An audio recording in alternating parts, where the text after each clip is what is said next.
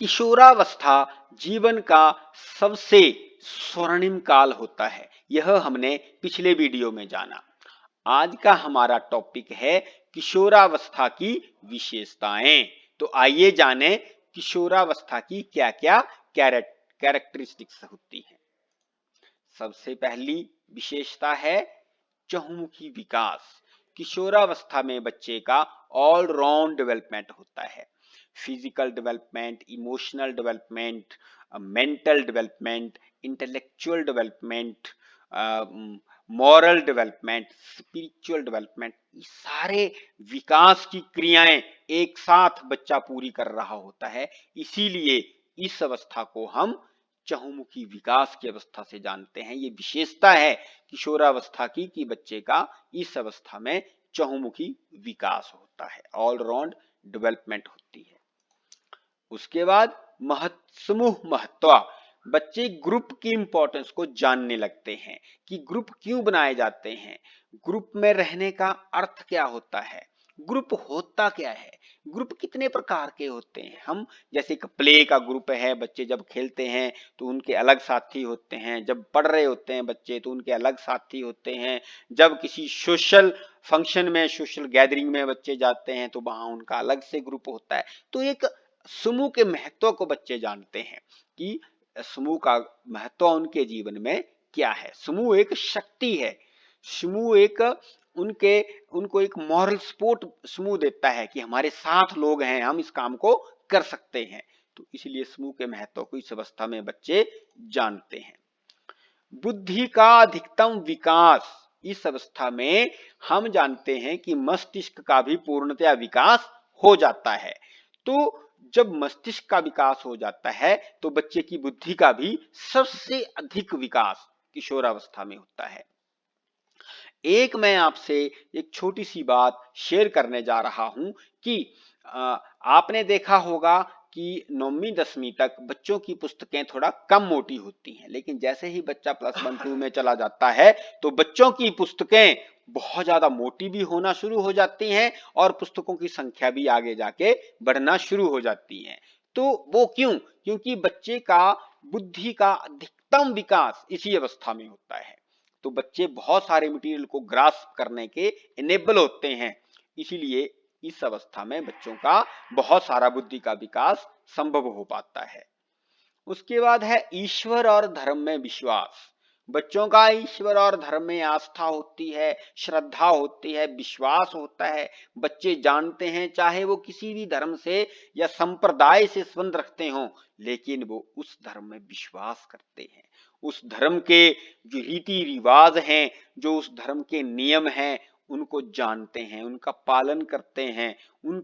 उस धर्म का उनके जीवन में क्या उपयोग है, ईश्वर का हमारे जीवन में क्या उपयोग है, या ईश्वर का हमारे जीवन में स्थान क्या है, ये सब बच्चे जानते हैं। तो इसके ऊपर विश्वास करते हैं। नेक्स्ट है आत्मसम्मान की भावना। बच्चों में इस आयु में आत्मसम्मान की भावना होती है। बच्चे सेल्फ रिस्पेक्ट अपने लिए रखते हैं। अगर कोई बच्चों को थोड़ा सा भी ठेस पहुंचा देता है तो वो बहुत अंदर से बहुत दुखी हो जाते हैं और उस व्यक्ति के प्रति वो मन में मन मुटाव भी रख लेते हैं। तो बच्चों में इस अवस्था में आत्मसम्मान की भावना पैदा हो जाती है। उसके बाद है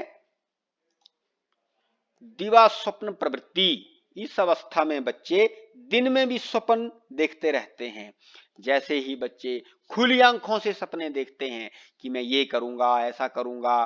कुछ बच्चे की कई बार गर्लफ्रेंड्स होती हैं, बॉयफ्रेंड्स होते हैं, तो उनके बारे में बच्चे सोचते हैं, या अपने भविष्य के बारे में सोचते हैं, अपने करियर के बारे में सोचते हैं, या उनके जो आइडियल पुरुष होते हैं, आइडियल उनके जीवन में जो होते हैं, जिनके सिद्धांतों और बातों पे बच्चे चलते हैं, उनके बारे में सोचते हैं, दिन में भी सोचते रहते हैं। तो ये दिवा स्वप्न की प्रवृत्ति इस अवस्था में बहुत होती है बच्चों में। अगली विशेषता है संवेगों में परिपक्वता। बच्चों की इमोशंस में मिच्योरिटी आ जाती है, मिच्योर हो जाती हैं बच्चों की, इमोशनल मिच्योरिटी बच्चों में आ जाती है। बच्चे जानते हैं कि कौन सा समय है जब हमने दुख प्रकट करना है, ये कैसा वातावरण है जहां हमें खुशी प्रकट करनी चाहिए, ये कौन सा ऐसा वातावरण है जहां हमें समभाव से रहना चाहिए। तो संवेगों में इस प्रकार की परिपक्वता आ जाती है। किस प्रकार के व्यक्ति से किस प्रकार की बात करनी है, किस प्रकार की इमोशनल अटैचमेंट किस प्रकार के व्यक्तियों से होनी चाहिए या होती है, ये सब बच्चे इस अवस्था में जान जाते हैं। उसके बाद व्यवहार में विभिन्नता। कई बार ऐसा देखा गया है कि बच्चों के व्यवहार में विभिन्नता आ जाती है, बच्चे चिड़चिड़े हो जाते हैं क्योंकि बच्चे बहुत सारी समस्याओं का सामना इस अवस्था में कर रहे होते हैं। मैंने आपको पिछले वीडियो में बताया कि ये जीवन का सबसे कठिन काल है, ये जीवन की समस्याओं की आयु किशोरावस्था की आयु होती है। तो नेचुरली है, स्वाभाविक रूप से बच्चों के व्यवहार में विभिन्नता आएगी। उसके बाद रुचियों में परिवर्तन हो जाता है, बच्चे नए नए एक्सपोजर लेते हैं, नई नई पुस्तकें पढ़ते हैं, अपने स्कूल में नए नए कॉन्सेप्ट सीखते हैं, तो उनके आधार पर नए नए लोगों से मिलते हैं, तो उनकी रुचियों में भी परिवर्तन आना शुरू हो जाता है। जो कॉन्सेप्ट जो व्यक्ति का व्यक्तित्व उनको अट्रैक्ट करता है, उसके अनुसार वो अपनी रुचियां बना लेते हैं। तो बच्चों की रुचियों में इस आयु में बहुत ज्यादा परिवर्तन भी आ जाता है। अगली विशेषता है काम वासना की भावना बच्चों में पैदा हो जाती है। हम जानते हैं कि इस अवस्था में बच्चों के शारीरिक अंगों का विकास पूर्णतया हो रहा होता है। बच्चों के शारीरिक अंगों में बाल आ जाते हैं, उनमें काम वासना की भावना जाग उठती है, जागृति हो जाती है।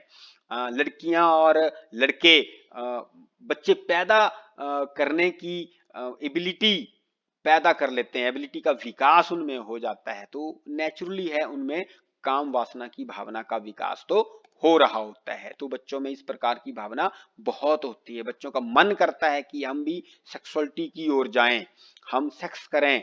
तो ये किशोरावस्था की एक विशेषता है, इसीलिए बच्चे अपोजिट सेक्स की ओर अट्रैक्ट भी हो जाते हैं।